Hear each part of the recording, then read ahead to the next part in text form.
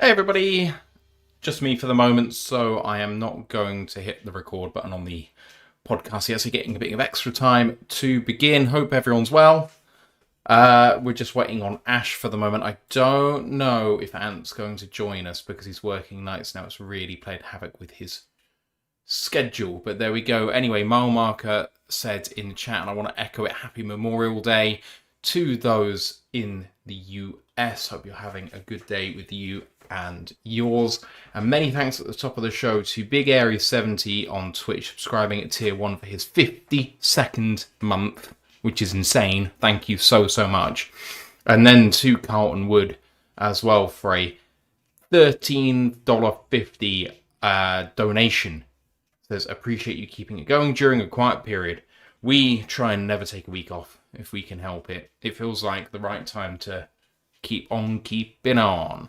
And Carlton Wood also says in the YouTube chat, hi everyone, thoughts with Ant during this slightly warmer than average UK weather. It is hot here. There's been a little bit of a heat wave, and you may have seen, or you may not have seen on social media, Americans get a bit of a shock when they come over to the UK with the heat. And it's not really known for its heat over here. I realise that it's more known for its rain, but even when it's a comparable temperature here to where it is, what it is in the States, the humidity really gets you, and it's unbearable. So here, it is the warmest May day of all time, well, since records began. It hit 96 in London. It's currently 91, 92 where I am at the moment, and I'm in a box recording this, so it's going to get a bit sweaty, so apologies if my vernacular completely goes. Ken got here with 2 seconds to go. Appreciate you. Grand Eyes is in the chat too, saying hilly ho to you, and says, Matthew, my donation bloody free, 99 cents, it goes a long way. Yes, anything helps. And then Big Area says, yeah, hot is one thing, and then you add humidity, it's rough. I'm not going to say it feels like Singapore or Malaysia or anything like that, but it's not great, as Ash is in now. Hello, mate. Hello. We're not recording yet. Yeah. My God. I was going to say, talking about the heat, that's why I've got this bloody fan next to me rather than my little Aiden Hutchinson and Goth Funko Pops to decorate it today, because there's just no room for them, because I have to have that, otherwise I will overheat. The thing I find about fans is that sometimes they work, and sometimes they just blow hot air at you, and that makes it even worse. True. Yeah, this one's definitely blowing cold, thank God. That's good. That's good. I need to get air conditioning. It is getting to the point in the UK where for like 6 weeks of the year, not 6 consecutive weeks, just 6 weeks in the year at some point, the air conditioning might be a really good thing. Yeah, very true. Very true. Especially knowing a multi-million-pound train station, that might be a good idea. Yeah. Clapham Junction is in dire need. True. My favourite station, I will say, Clapham Junction. Valid. Busiest station in Europe, I want to say. There was a stat that said it was the busiest in Europe at some point back along, but it might not be anymore. But anyway. Grand Eyes, are you cheeky bugger? You said that shirt looks a bit tight on you. My one? Yeah. Yeah, there's a big reason for why. I wanted to so it's one of 1,000 that was made in preparation for the Europa League final. Yes, Villa did win, otherwise I would not be wearing it. It was one of 1,000. I queued in the shopping centre for 3 hours. When I joined the back of the queue at about 12 o'clock, they said, oh, yeah, what size you looking for? I was like, medium. Like, oh, yeah, we have loads of mediums. You'll be fine. 3 hours later, I finally get to the desk. Can I have a medium, please? Oh, I'm sold out of them. So I've had to squeeze into a small. I mean, to be fair, if I was you, I would have framed that. I'm not sure I would have worn it. Well, I wore it on the day we won, so I've wore it today just to celebrate, and then I'm going to wash it and probably get it properly framed. I think that's a good plan. It's a good plan. Ken says, ceiling fans help a bunch. Time to build a swamp cooler. Yeah, that would be good. Mark says, I know, right, Americans and their obsession with ice. Yeah, I do have a drink with ice, which is much needed. Anyway, let's get on with this, shall we? And if Ant does appear, he will. If he does not, well, I'm not expecting him at the moment. Oh no, it looks like he might be online. Looks like he might have logged on to Discord, so maybe he will make an appearance. Not sure. Fingers crossed, because we didn't see him last week. Right, shall we do this? Yeah. Okay.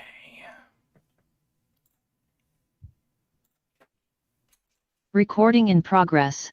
Welcome to another edition of the Royal Alliance UK podcast, episode 409, Schedule Screwjob, Part 2. My name's Matthew Turner, alongside Ashley Soden. How you doing, man?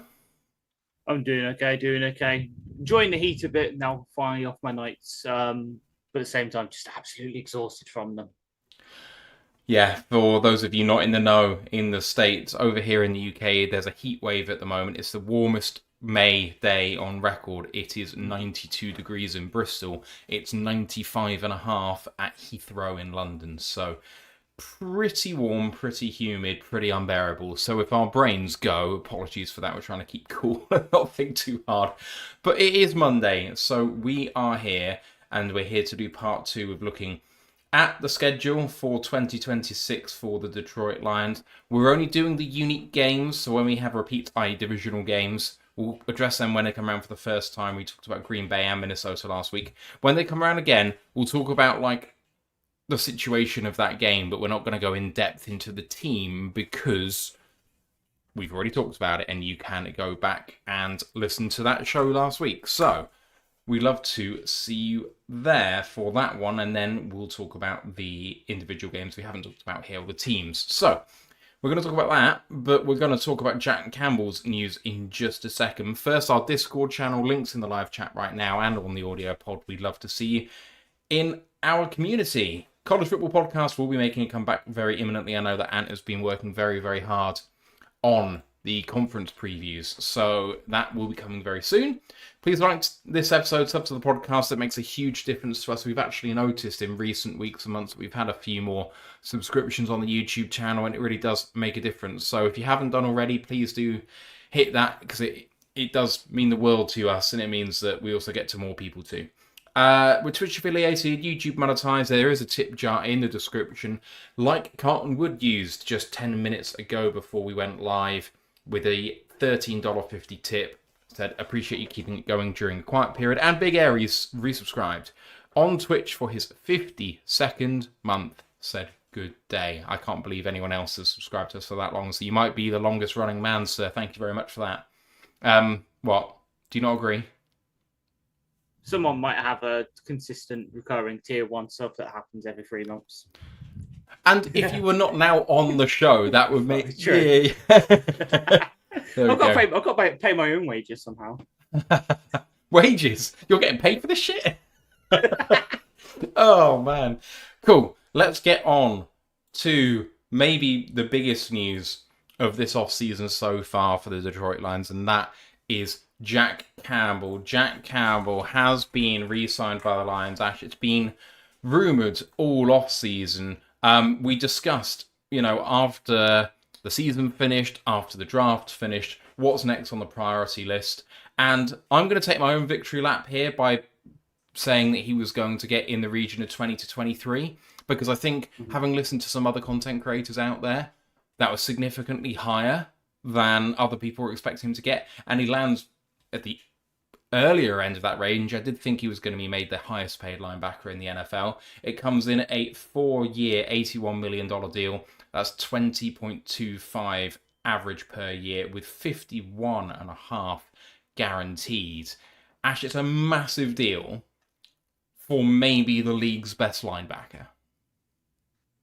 Yeah, he's definitely the best run defending linebacker according to all the metrics. Coverage-wise, Fred Warner still definitely hasn't beat there, though Fred Warner obviously has to step on him next to fight safety in BYU. But yeah, definitely one of the best. I know people are focusing a lot on, doesn't include the 5th-year option thing, but that's because, again, something that we know is a massive growth of mine. Positional terminology in the NFL means it gets clubbed in with Myles Garrett and that, so edges are in there. But it's fully deserved. And it's going to keep him here for a while. It's going to be our green dot, and it's going to be one of them probably that right now he's the second most expensive linebacker by total amounts behind Roquan Smith, second most behind in AAV behind Fred Warner. But in a year and a half, 2 years, kind of like what's happened with Amon Ra's contracts and Pene's.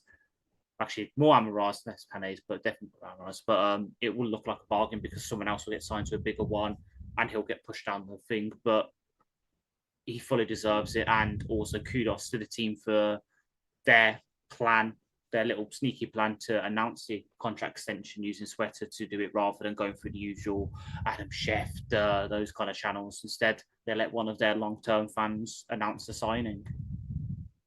Yeah, Sweater is an awesome person. I know people who know her. I don't think I've met her in my travels. But her reputation precedes her. She's a passionate Lions fan. I think she's an immigrant, first generation immigrant. I think she came from, I don't know. I don't want to speak for her. I think she came from India. Can't quite recall. I might be wrong. Apologies if I am wrong. She is one of the most passionate Lions fans I've ever seen, especially on social media. Giving her the honour was a really classy move by the Lions. Yeah, we've done right by everyone. Just on the fifth-year option, there's been a lot of chat saying that this deal ends up being lower than that option, but people haven't been talking about how much that might be in particular. Over the Cap believes that Jack Campbell would have received $21.9 million on the fifth-year option. So at 20.25, you're saving about 1.7 million APY. However, fifth-year option is direct cap hit in that year and you can't really do anything with it. By doing it this way, Jack's cap hit next year is probably lower because he's going to have his prorated bonus money with a low salary. So actually what that has done is it's cleared some cap space as well as being slightly cheaper. So there's a couple of good reasons why the team might want to do it this way round rather than the fifth-year option.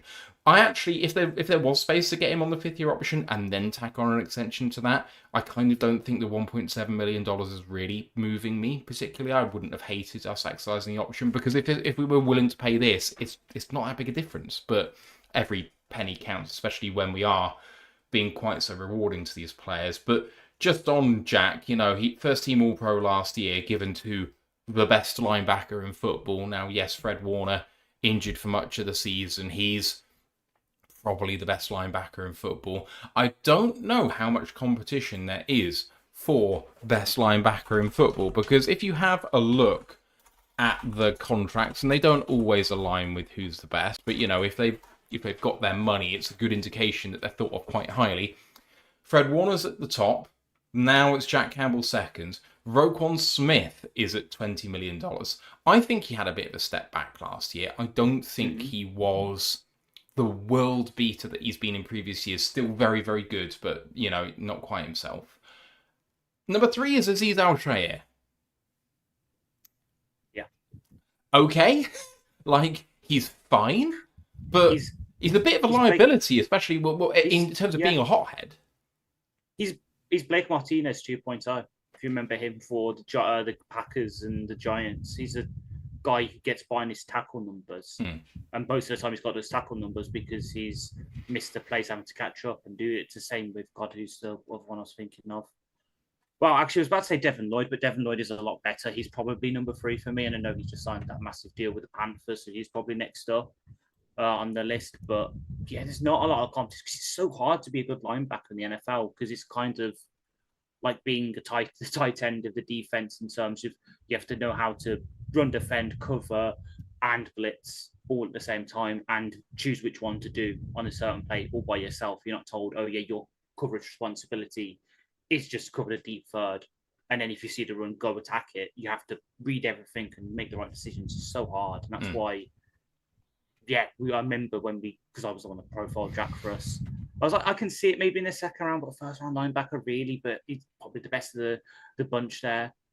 I've been proven wrong because, he had a couple of rookie struggles, but now, did first team All-Pro. So, Yeah, so I'm going to list all of the people all the way down to 10 million APY. I know that Jack's on double that, but those are the people that the NFL have said should be paid some money at the very least. So from Al Shire, Zach Bourne, yeah, not really a linebacker in the same way, yeah. I would say. Devin Lloyd, who you love, I love too. Nick Bolton, great but a specialist in some ways. Jamie and Sherwood, I would say all-round solid, but not in the same league. Patrick Queen got paid because of Roquan. Yeah. Quay Walker, shit. Not shit, he's fine. Like, he's better than Lions fans think he is, but we laugh at him because he's a liability against Detroit for getting bloomin' chucked in the game. Yeah, well, and Packers fans hate him because he was his coverage specialist linebacker, and that's not happened at all. Definitely hasn't happened. The next one is Jeremiah Owusu-Koramoah, who's not going to play another snap in the NFL because of his injury problems. Excellent player. Nakobe Dean, good player. Tremaine Edmonds, yeah, he's fine. Hasn't lived up to the hype. Caden Ellis, Demario Davis, Robert Spillane, Terrell Bernard, Foyosade Olakun, TJ Edwards, Devin Bush. That's the list. That is 15 to 20 players. So, how many of them are good? Like, really good? Exactly. I think it's just Warner and Smith and Jack. He's one of three. And, okay, fine. Warner is much better in coverage. He's probably better at everything, really, but he's much better in coverage.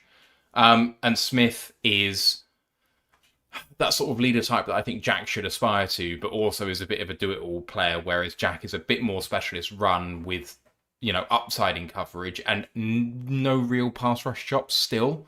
But Campbell's coming on in the regards in which of what he's not been good at historically. And, if anything, he's just going to keep ascending. Bear in mind, of those players that we've listed, the top 5 paid are all between 28 and 30. Jack's significantly younger than these guys. I want to say Jack's significantly younger than these guys. Please tell me I'm right. Yeah, 20... I want to say he's 24 off the top of my head. And I want to say 25. 25. Yeah. Yeah, 25. 22nd of August, 2000. Okay, and let's talk about the optics of this, because it had to be done, I think. Barnes has been paid. We've let Anzalone go. It's going to get harder to pay everyone the more that we pay everyone. Given the price point, are you happy with it? Yes, because as we said, he's ascending, and as much as current iteration of the defense, as we know and love it, is DB focused, hence part of the reason why it fell apart when we had the safety injuries last year, because our defensive coordinator is a linebackers coach by trade. I can see, especially with somebody suggest what we're seeing in terms of personnel this year, his role is going to get even more importance. Like last year, okay, he was great at the bite, obviously, when defending, but you still had Anzo there. With the added thing of now, it is your linebacker room. You're carrying it. You don't have that veteran presence there. You are the veteran presence.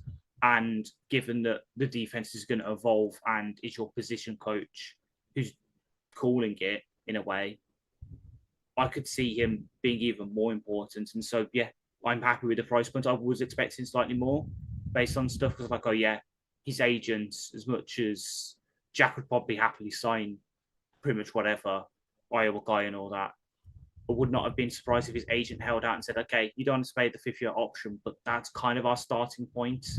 We don't want to go too much below that. So for the price point we got, it's bordering on steal. It's that kind of right price point where, yeah, anything less than that, it would have been an absolute steal. Anything more than that, and you're like, I can see it, but it is beginning to be a bit of an overpay. They've somehow found that perfect middle ground where he can be happy. He's getting close to the 5th year. His agent could be happy at least, getting his closest 5th year option. He can get a nice cut of his, I think it's 3% agents get. But at the same time, the team can be like, well, we've played him less than the 5th year option overall. Dropping his bracket this year.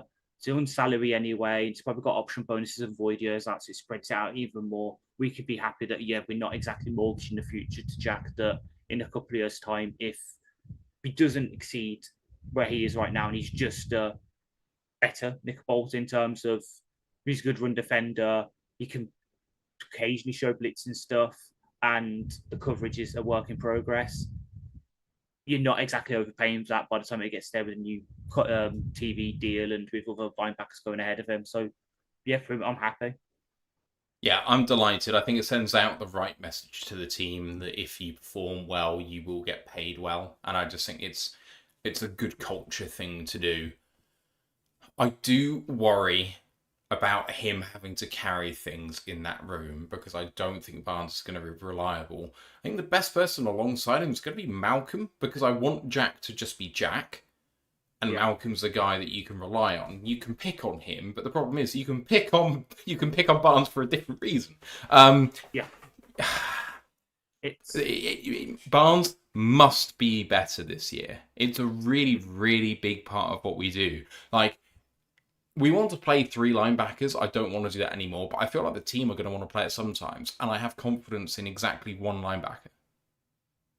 Yeah, exactly. It's yeah. I agree with the Malcolm thing, and then obviously, I think I did put it on my thing. Didn't I think Rolder's literally just going to be the new Malcolm in terms of play style. So yeah, just have them to. Yeah, but I do love Barnes. It's just we've got to work out with him. I mean, Rolder could be a Barnes replacement, which I don't think many people have talked about. But if Barnes doesn't perform this year, he's gone. Rolder has a 1-year runway to take that job. Rolder is that hitter in the hole, great in run defense, good tackler, who's exceptionally athletic, like very athletic. I'm not sure that shows up necessarily on tape, but in the testing it did. Yeah. Can he turn into someone who frees up Jack to be Jack? True. And with the whole Sam thing as well, Michigan fans, if I'm getting this wrong in the comments, please correct me.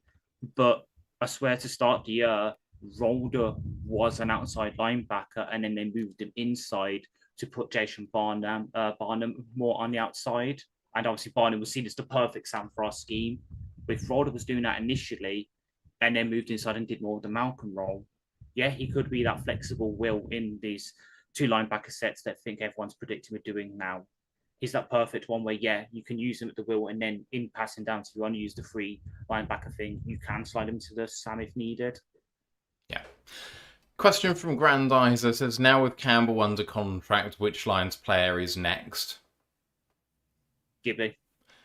I would love for it to be Branch or Laporta, but with danger questions, it's Gibbs. But I think him and his agent and Bijan and his agent are literally just sitting across each other at the battleships table, wondering which one's going to sink the final hit first. Because as soon as one signs, the other one's going to sign 2 days later for like $500,000 more, in their contract just to be the highest paid one. Yeah, I think it's the only choice. You can't do the other 2. And I do think you have to. I like us getting ahead of these. I don't like us waiting.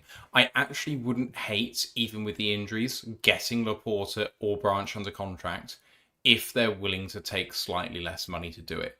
I would be happy to take the risk on someone I already know is good and hope that they aren't injured in the future. And I know that we've been burned by that in the past, but we've been burned by that by external players, not internal players.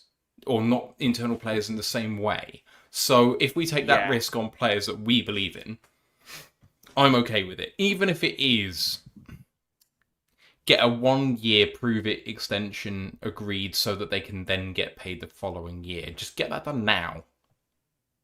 And then at least we have kind of some security to then pay them in the following off season with 1 year remaining on their deal. Exactly, yeah. Like the only one I can think of, and you say it isn't in the same way, but when we paid Tracy when this regime started, but then no one could predict his Achilles injury. Like that was afterwards. This is the opposite where, you're sitting and waiting. So, I would not be opposed to it. I'm just I wonder what. So, for example, for Branch, if he wasn't injured, you'd think most people would not be unhappy with him getting between what Kirby and Kyle got AAV wise. But where does he drop now? If you're signing him with the Achilles injury, where are you dropping him? Because will his agent accept less than what Xavier McKinney got at 16.75 million for AAV? Especially when the guys above him, Trayvon Merrick, Branch is definitely better than like. Yeah. Right, let's move it on to the main topic for tonight, which is the second half of the Detroit Lions schedule for 2026. So just to go through the games that we already discussed last week, that is week 1 versus the Saints, week 2 Thursday Night Football at Buffalo to open that stadium, week 3 versus the Jets, week 4 Sunday Night Football at Carolina, week 5 is at Arizona, week 6 bye, week 7 at Green Bay, and week 8 versus Minnesota. That's where we stopped. That was 7 unique games and a bye. We're going to do the next unique 7 and talk very briefly about the teams that we've already discussed in terms of just like how that fits, because, you know, part of the screw job comment in jest, tongue-in-cheek, we discussed the fact that I don't actually think it's a screw job at all, is about the fact that we've got 3 away divisional games in the final month of the year, which doesn't feel right. We start with week 9, therefore, which is Sunday, November 8th. It is at Miami, 1 o'clock on Fox. And Miami, well, they have had quite the fire sale, haven't they? They have fired their head coach. They've brought in Jeff Hafley from the Green Bay Packers. John Eric Sullivan continues as general manager. No, new general manager. Whatever. Also from the Packers. Oh, yeah, he was the assistant, wasn't he? Ugh, bloody Packers. 7-10 last year. 3rd in the AFC East. Their division odds are plus 2,800 for next year, so particularly long odds, or they were pre-draft anyway, might have moved by then. Roster turnover-wise, they've brought in a lot of players because they let basically the entire roster go. I mean, it's staggering. We'll start with those players that have gone. Jalen Waddle went in a trade to the Broncos. Bradley Chubb went to the Bills. Cole Strange to the Chargers. Larry Borum came to us. Julian Hill, Alec Ingold, Jake Bailey, Kader Kohu, Joe Cardona, Jason Sanders, KJ Britt, Nick Westbrook-Akine, Tua Tagovailoa went to the Falcons. Tyreek Hill has gone. James Daniels, Ifeatu Melifonwu, Ashlyn Davis, Liam Eichenberg, Darren Waller, Benito Jones, Rasul Douglas, Kendall Lamb, Alexander Mattison, and Jermaine Ifedi have all gone. That's just the gone list. I mean, it is 24 players long, that list. And that is obviously some depth pieces, like Ifedi, who, of course, didn't make the grade with us. But, you know, they're starting kicker, starting quarterback, wide receivers 1 and 2, as well as a good amount of the offensive line, edge 1. And, of course, they lost edge 1 in a trade halfway through the season as well to the Eagles. So this is huge upheaval for this team. There's a lot of roster spots, and lots came in, but 15 of them on veteran minimum, which is just staggering. The only one who didn't get veteran minimum is Malik Willis, quarterback from the Packers, 3 years, $67.5 million. They otherwise brought in Zane Gonzalez, Lonnie Johnson, Bradley Pinion, Darrell Baker Jr., Charlie Heck, Josh Uche, Zane Anderson, Jamari Sawyer, Jalen Talbot, David Ajabo, Tutu Atwell, Ben Sims, Marco Wilson, Tabor Pepper, and Robert Beal Jr. They did re-sign a few players: Riley Patterson, Willie Gay, Matthew Butler, and Greg Dulcich. So this is basically an entirely new roster. And to go with it, they had a glut of draft picks. They had 13 draft picks in all. They made most Lions fans happy at 12 by taking Caden Prock to tackle Alabama. Other pick in the first round was Chris Johnson, the cornerback from SDSU. I really like that pick.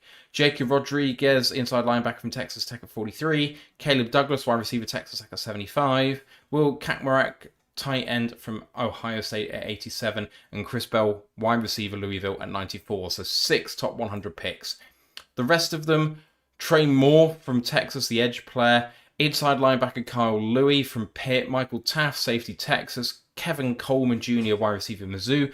Seydou Traore, tight end Mississippi State. TJ Campbell, guard Texas. And Max Llewellyn, who I loved, at 238, edge from Iowa. So to have a look at their depth chart now, it is completely different. It's a bit easier to list off the players who are still here. And yet, out their starters, not a huge amount of new players here, which is a bit, well, it's a bit crazy.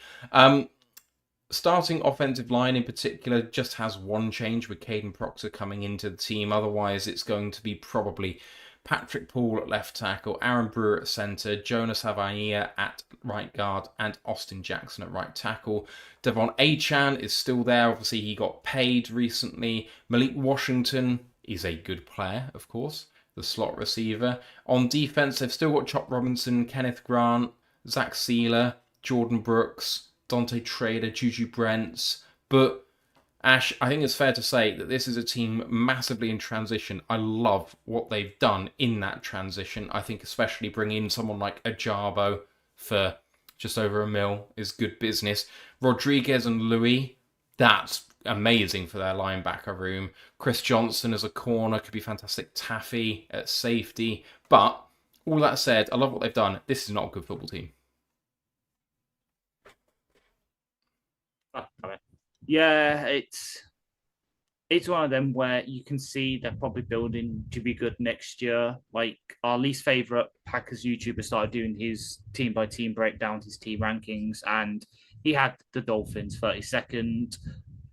You can see why, because you can see the upside of this team where, like, if Malik Willis shows the form that he had in parts in Green Bay, if the new wide receivers continue to be passable, if that offensive line is okay, even though we had like the worst rookie offensive lineman pretty much in history in Jonas Savania, which broke my heart. There's upside there, but it's all got to hit. And when you're looking at least for most of the roster in terms of starters, replacement level guys, like there's guys that are definitely better than that, like Aaron Brewer. I remember he should have been higher in the All-Pro lists. Very good last year after sort of flaming out as a UDFA. When we were getting links with Mike McDonald, everyone and their mom, including me, was expecting us to, if we do get McDonald, to go trade for Brewer of our centre question. Sealer's good. Kenneth Grant, obviously their first round pick last year, could hit in year 2 with the second year jump that we all know about. But then you look everywhere else and it's mid. But okay, and then obviously Asian got paid, but obviously we've got the better version of Gibbs. You can see the upside there, but they're also going to be in first year with new schemes because they've moved in from a 3-4 to a 4-3 with the bringing in Halfley, so they're changing that scheme. So by the time we play them, hopefully they'll be a bit more well versed in it, but still first year in that. Same on the offense, where it's a completely new scheme under Bobby Slovic, who people might remember from the one good year that the Texans had, and then they flamed out and they fired him. Their entire specialist unit is basically new. We've obviously then bringing in Tavor Pepper, bringing in Pinion, as we said, re-signed one kicker, but brought in Zen Gonzalez as well. Pretty much everywhere across this roster, it's changed. And when they're already in a tough division, considering they've got the Patriots who just went to the Super Bowl, the Bills who are always seen as eternal contenders, and then it's them and the Jets fighting for the basements of that division. They'll probably get a couple of wins out of that and some of the other matchups they have, but fingers crossed, touch wood and all that, considering just the level and talent between the two rosters and how well versed we are in our schemes versus them being in completely new ones. This shouldn't be a hard game. It should be a nice, easy transition into the game that we got the week after. Kind of almost like a little scrimmage before we go and do that. But at the same time, you can't underestimate them because we've seen what Willis can do in Green Bay last year with some weapons. We know what Achan can do. And if you have the interior offensive line isn't fully up to speed, if Mahogany is still a bit of a liability, if Mays has taken a while to get fully acclimatized into the scheme, Zyla and Grant can have their way with them, and with the way that Haffley does like to blitz his linebackers sometimes, Jacob Rodriguez coming on a gap blitz could wreck us. Yeah, we struggled to deal with A-gap blitzes we did last year. I think it will be an issue this year as well, if I'm frank. Mm-hmm. So yeah, it's going to be interesting to see how that game goes. Like with everyone in the NFL, don't take them for granted, but because of how much I like the moves they've made in this offseason, the range of outcomes for them is pretty wide. Just because, there's so many new players that if they get more hits than not, this team's going to be better than expected. It's just not going to be great. Yeah. It's not going to win their division. I think over a 17-game season is going to be tough. But if you gave them a wild card game against anyone, I wouldn't say it would be necessarily a walkover. In a one-off game, it's never easy. So, yeah, obviously I'm not going to get that. Let's move on to Week 10. Sunday, November 15 versus the New England Patriots at home, but it's not at home. It is in Munich, Germany, 9:30 a.m. kickoff on Fox. Patriots 14-3 last year, first in the AFC East, first in the AFC. Super Bowl losers, obviously, but can hold their heads up high with a fantastic year. Plus 150 to win the division this year. The Bills are the favourites, as we discussed last week. They've had a lot of roster turnover as well. They have lost Marte Mapu, Clavon Chason, Kyrie's Tonga, Jalen Hawkins, Vederian Lowe, Jack Gibbons, Austin Hooper, Stephon Diggs, Jelani Tavai, Anthony Jennings, Antonio Gibson, and Thea Mumford. I would say that Chason, Tonga are both, bigger pieces of that. Obviously, Diggs did his bit over there too, and Tavai played his part. So while it's not a list of huge names, they're not nobodies. They were replaced by Romeo Dobbs from the Packers, 4 years, $68 million. Elijah Vera Tucker, 3 years, $42 from the Jets. Draymond Jones, defensive lineman, 3 years, $36.5 from the Ravens. Julian Hill, tight end from the Dolphins, 3 years, $15. Reggie Gilliam, fullback, 3 years, $10.8 from the Bills. Kevin Byard, safety from the Bears, 1 year, $7. KJ Britt, linebacker, 1 year, $1.4 from the Dolphins. Kindle Vildor, 1 year, $1.4 from the Bucks. James Hudson, tackle, 1 year, $1.4 from the Giants. And Mike Brown, safety, 1.3 for 1 from the Titans. In terms of their draft, they had 9 picks. And they picked Caleb Lomu at 28, tackle from Utah. 55, Gabe Yakas, edge, Illinois. I think a lot of Lions fans would have been happy with those two. 95, they picked Eli Raridan, tight end from Notre Dame. 171, Karen Prunty, cornerback, Wake Forest. At 196, Demetrius Crownover, tackle, Texas A&M. 212, Nnamdi Obiazor, linebacker, TCU. 234, Breron Morton, quarterback, Texas Tech. 245, Jan Miller, running back, Alabama.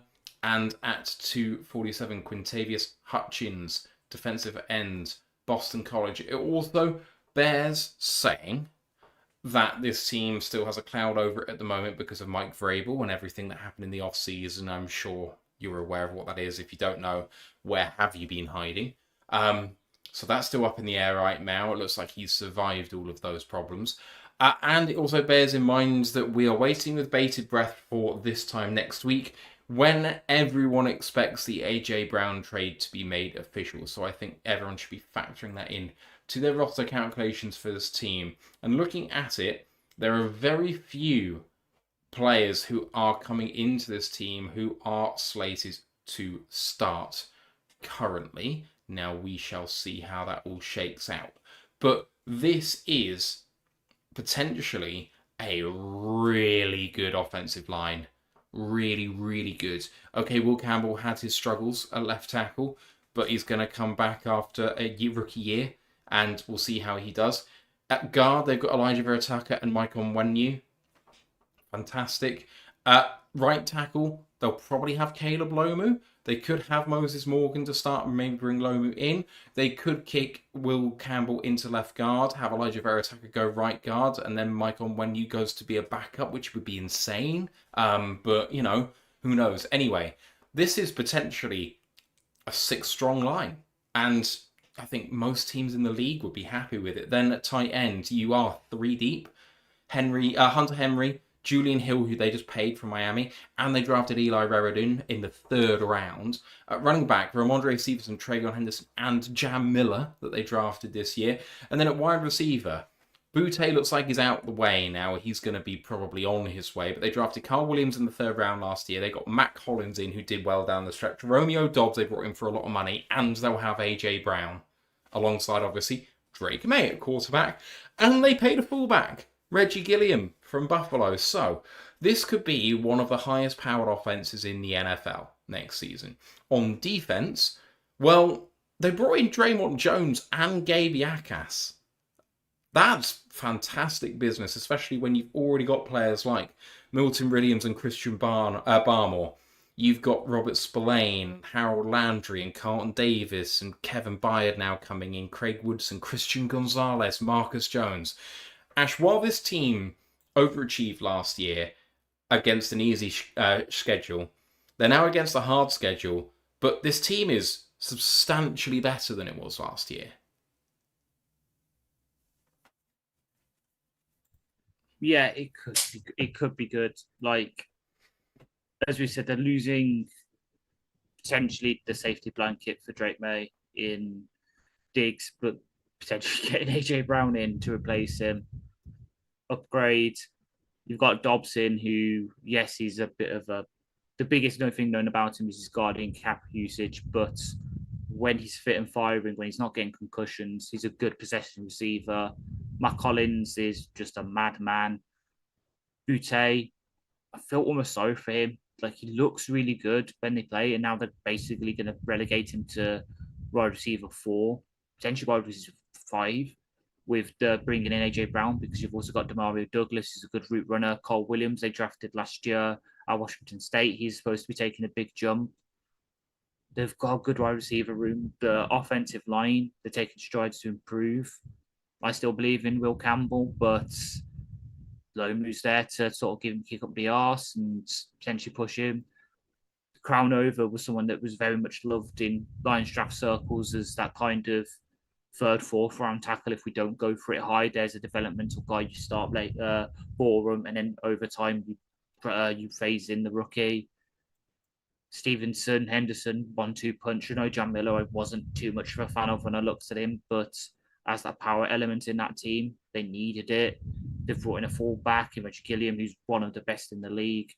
And then we all know the love obsession I have with Drake May. Like, that's one of the reasons I'm so happy we got him in Germany, is I get to watch Lions and also the best QB in his draft class up in person. Very happy with that. Yeah, the offense is so good that when you saying the weakness of it is potentially the tight end room with Hunter Henry, Julian Hill, and Reradun, that's... You disagree? I think it's a strength. I think it's the weakest bit. I like the offensive line. I like the running backs because Henderson to take that jump. It's Henry's the middest player starter for me in offense. I mean, maybe, but I just think as a tight end room, especially when the direction of travel for tight ends is that you're playing more and more of them, drafting a guy to be tight end 3 while paying a guy and then having Hunter Henry, yeah, he might be mid, but good receiving tight end, like, there's a room for that, you know? True, but for me, they're all receiving threats. So Julian Hill was he was that kind of tight end 2 receiving threat with some. It's basically like Brock Wright, but a bit worse. Which I know we can't talk. Brock Wright's currently our tight end 2, but when in Reradun receiving threat, there's no true blocker there. Like CJ Dupree, maybe, but he's tight end 5. Is he going to make their roster? So it's just all one speed tight ends. Like if it's like ours, well, okay, you've got the number 1 who can do a bit of everything, number 2 bit more specialized, and then the 3 does the other thing. It's all receiving threat, receiving threat, receiving threat. But it could be, I could be wrong. Hunter Henry could have because he was a good blocker back in LA times, so he could bounce back in that respect. It could be just carrying a bit of injuries, but yeah, I have the least faith in the tight end room out of all those rooms, which is weird when the offensive line was their big issue in the Super Bowl.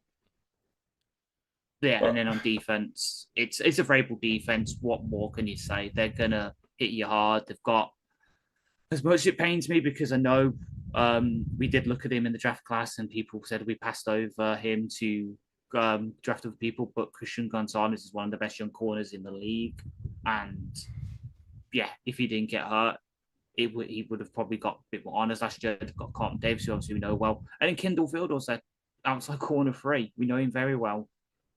It's a good defense, and that's why, as much as I'm loving that we're playing them in Germany, it's also going to be a tough game. It's going to be a tough game. The weakness on there is Corey Durden at nose tackle.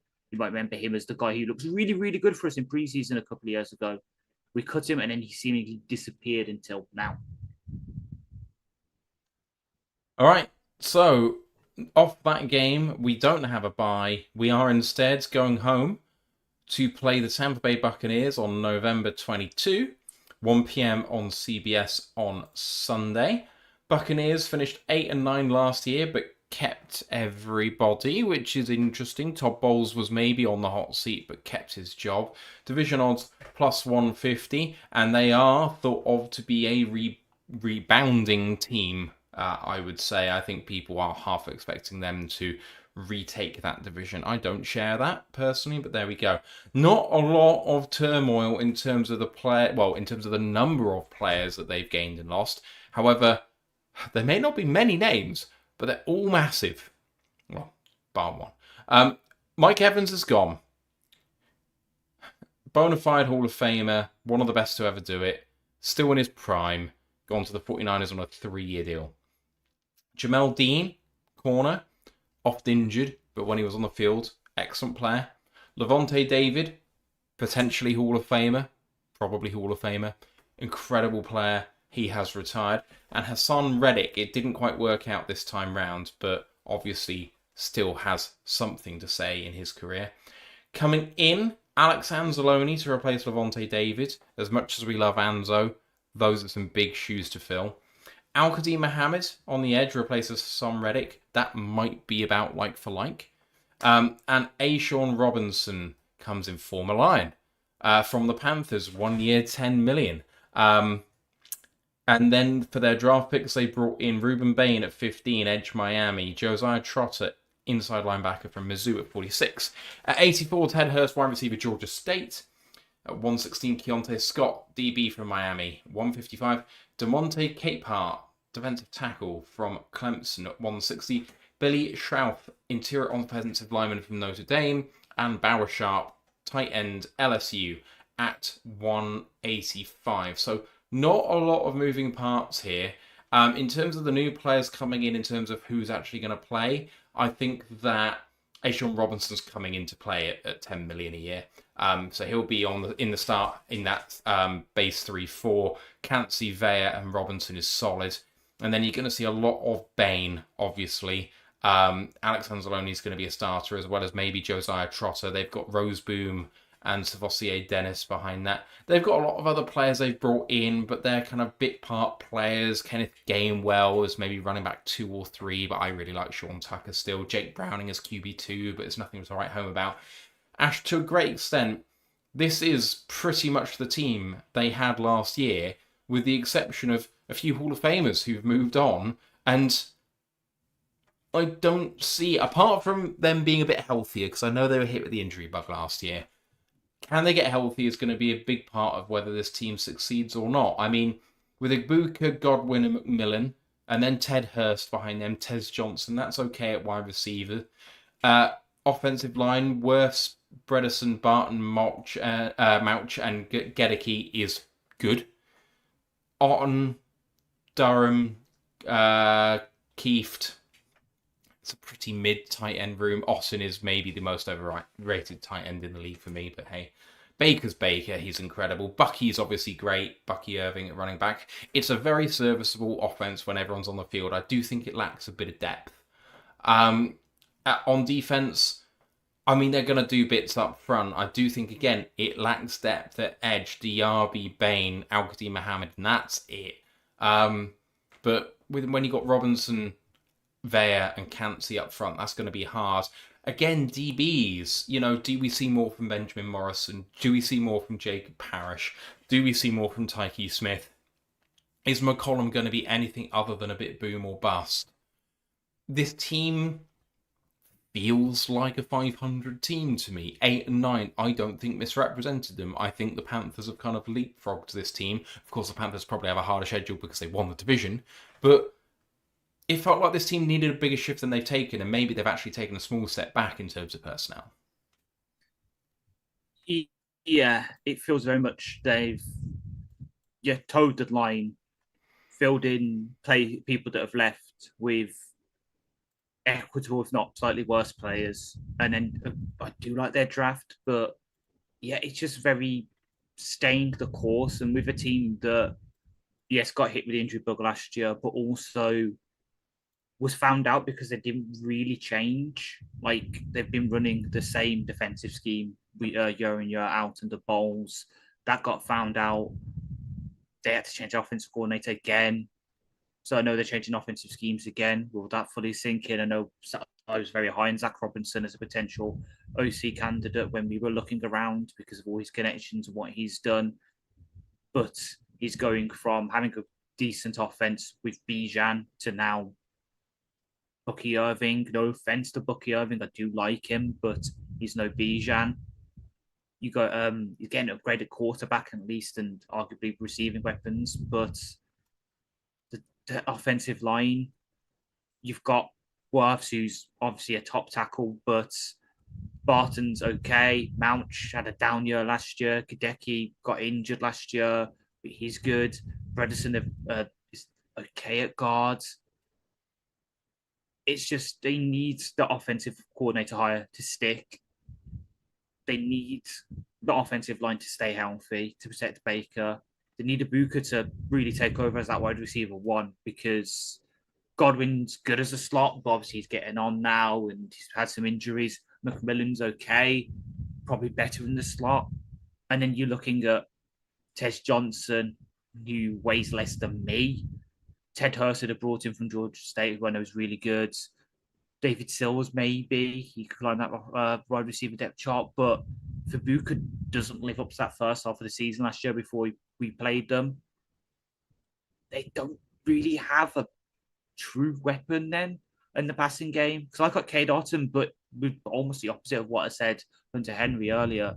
Otton's a much better blocker for me than he is receiving weapon. I did like Payne Durham, but again, probably a better blocker and receiving weapon. They don't have that safety blanket for Baker if he needs to get passed off quickly. If the run game isn't there, there's no one that I'm going, right, that's the guy you circle. If Ibuka doesn't take that step as the alpha dog receiver, and then you're on defense, I love Clyde Jacansy. I hope he stays healthy this season. He's a beast, but Faye's getting on a bit. I know he had a couple of, I think it was knee injury last year. Ashawn Robinson, he's okay, but he's on the downswing of his career. Bring in Ruben Bain to be that alpha dog receiver, edge rusher. Fair play to them. That's actually an upgrade there. But rookie did have some concerns about arm length and that. How is he going to hold up in that kind of scheme? Anzo getting paid, fair enough. He can come and step in and take the Levante David role almost for T. And then they've got Trotter to play the Devin White role next to him, getting back to what was making him so good when they went to the Super Bowl with Tom Brady under the helm. But then they've stayed the course on that back end, bringing in Miles Killebrew, which I love him, special teams weapon, doesn't move the needle for me at strong safety. Keontae Scott at free safety. Okay, yeah, he can play there, but he's got to be better than nickel. I'd have him as their starting nickel and then have Parrish sort of as a flex weapon that he can be. There's nothing that's really moved the needle for me aside from the Zach Robinson hire, which is in question, and then Bain. But you to pin all your hopes on a first-year edge rusher on your defense, that's not the way to go. That's not the way to go because as much as I know DRB's good, behind them you've got nothing. AQ, fair, did good for us, but maybe we'll do better as edge free role. But can he be a consistent edge rusher for them if Bain needs some protection to start the year? Can David Walker, who I know they drafted in the fourth last year, I don't know. I really don't know. So they're pinning their hopes on two new guys to basically underpin their entire team. And I don't know if it's going to happen. So as much as in my head, I've got this game as a loss because those players hard, because we're coming off the Germany game. If we come out and win it, I would not be surprised at all. All right, next game up after Tampa Bay is Chicago Week 12, which is Thursday, November 26th. Of course, it is Thanksgiving against the Bears again. 1 p.m. CBS. Don't get caught out. 1 p.m. not 12:30. Of course, it has now changed, which I hate. Don't fuck with tradition, guys. The Bears, we have not talked about them yet, so let's have a look. Ben Johnson, Ryan Poles, as was 11-6, first place in the NFC North last year. They are plus 340 to repeat, which is quite long odds. Just going to let that hang out there. In terms of players they've lost, Drew Dolman, centre, retired 1 year after a big contract. Tremaine Edmonds, linebacker, went to the Giants. We talked about him already. And we talked about Kevin Byard going to the Patriots too. Jaquan Brisker left for the Steelers. Chauncey Gardner-Johnson to the Bills. Nahshon Wright to the Jets, as well as Ryan Bates, Scott Daly, and Jalen Reeves-Maybin all departing. Coming in free agency, Kobe Bryant, a safety from the Seahawks, 3 years 40. Neville Gallimore, defensive tackle, 3 years 10 from the Colts. Cam Lewis, corner, 2 years 6 from the Bills. Cleve Raymond, wide receiver, 1 year 3.5 from the Lions. Jedrick Wills, tackle from the Browns on a 1 year deal. And Garrett Bradbury, center, a trade from the Patriots, 1 year 4.7 to replace Drew Dolman. Although he probably won't be replacing Drew Dolman. But hey, they re-signed Braxton Jones, Case Keenum, and DeMarco Jackson. And then in their draft, they took Dylan Tieneman, safety from Oregon at 25. Center Logan Jones from Iowa at 57. Sam Roush, tight end, Stanford at 69. At 89, Xavier Thomas, wide receiver from LSU. 124, Malik Muhammad, cornerback from Texas. 166, Keyshawn Elliott, inside linebacker from Arizona State. And at 213, Jordan Vanderberg, defensive tackle from Georgia Tech. So with the players that have gone, both starting safeties and the third safety, starting center, starting linebacker, and coming in, they've got a starting safety. That's it, with the guys coming in. Maybe a starting kick returner in Cleve Raymond. Otherwise, rotational guys. And then they've got a starting center in the draft or in free agency, but either are not a great choice right now. Starting safety in Dylan Tieneman. With Roush, God knows what they're thinking. I would have loved him here, but he's tight end 3, and we'll get into that in a minute. And otherwise, not a lot of much. Xavier Thomas might be playing a big role there, but who knows? Of course, they lost DJ Moore in a trade as well, I did not say. Looking then at the depth chart, Caleb Williams, Tyson Bagent, Case Keenum at quarterback, DeAndre Swift, Carl Monongai, Roshan Johnson at running back. Feels pretty strong. Swift has markedly improved since his Detroit days, and Monongai was maybe the best 7th round pick of last season's draft. The wide receivers, Adunze and Burden, are more than enough for them, but they've now got Cleve Raymond and Xavier Thomas. I suspect that Xavier Thomas is going to be the guy there because, he's maybe the best blocking wide receiver in the draft this year. And then, so he can be the seal-off guy for the run game. For the offensive line, for tight ends, you've got Loveland, Komet, and then Roush. That's why I'm saying, what are you doing drafting a guy in the third when you got those two guys? Maybe they're waiting for Komet to go at the end of the season, or maybe he's a trade guy, maybe. Offensive line-wise, hard to know who they're going to be this year. Left tackle is going to be a question mark. Braxton Jones is back, so maybe it's going to be him. Ozzy Trapio, he might be injured for a while, but he might be the guy once he's back fit, or it could be Jedrick Wills. But none of them feel like a good idea. Right now, anyway. The rest of the line, Joe Tooney, obviously fantastic. Jonah Jackson found a little bit of something last year after his horrible stay in LA. And then Darnell Wright. But at centre, Garrett Bradbury or Logan Jones just feels like a step down. And then they've got people like Kieran Amadaji, who they really hope was going to be someone buried in the depth chart. They've got Theo Bernadette still at left tackle. Will he be anything?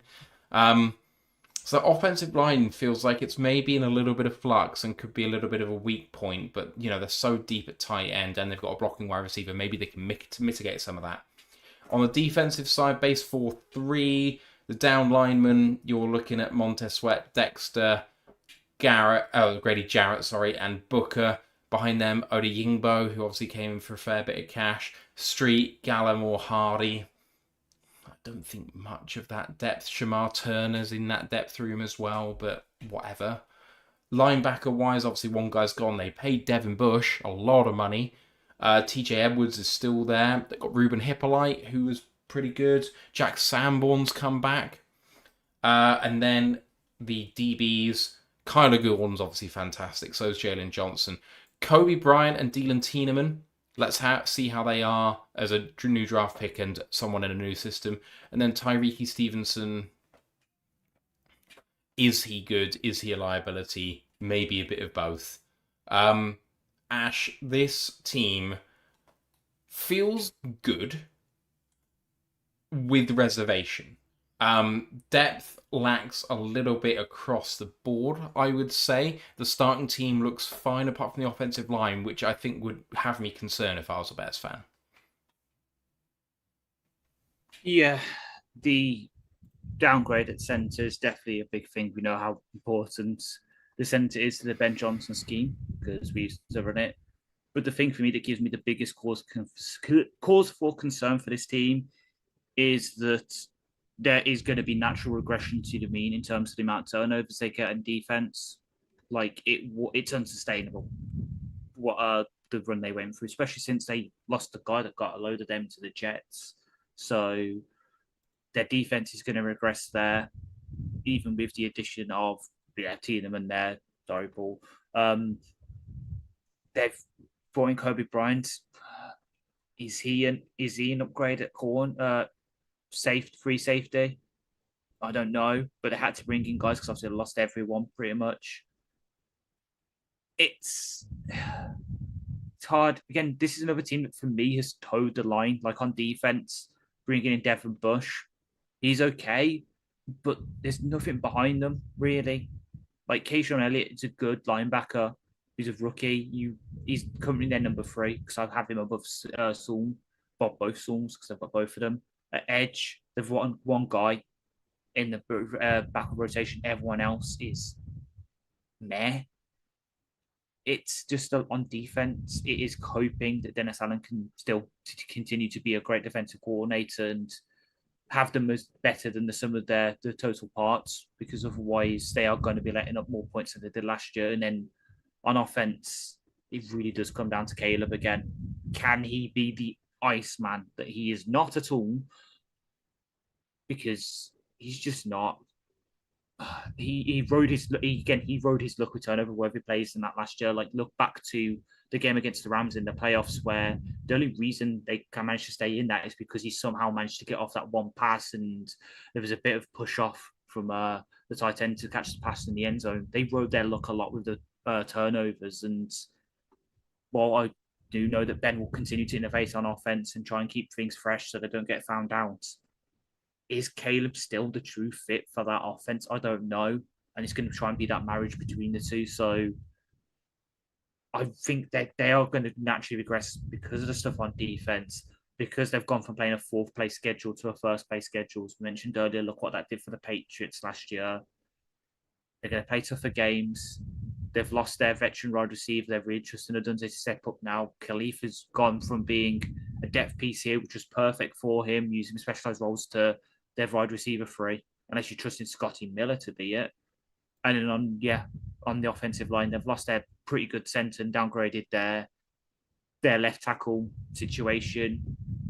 Is not looking good. Shapilo's okay, but he's injured. So you're looking at Jed Wills, who's been out with injuries for ages, or Benedette, who's a UDFA from a couple of years ago, or you're looking at a Demji there, but he's buried as a left guard in the left guard depth chart right now. There's a load of what ifs on that offensive line. Their tight end room's great. I can see why they're brought in Roush, because they're looking maybe to replace Komet when he goes into his contracts, but also with the move towards more free tight ends, etc.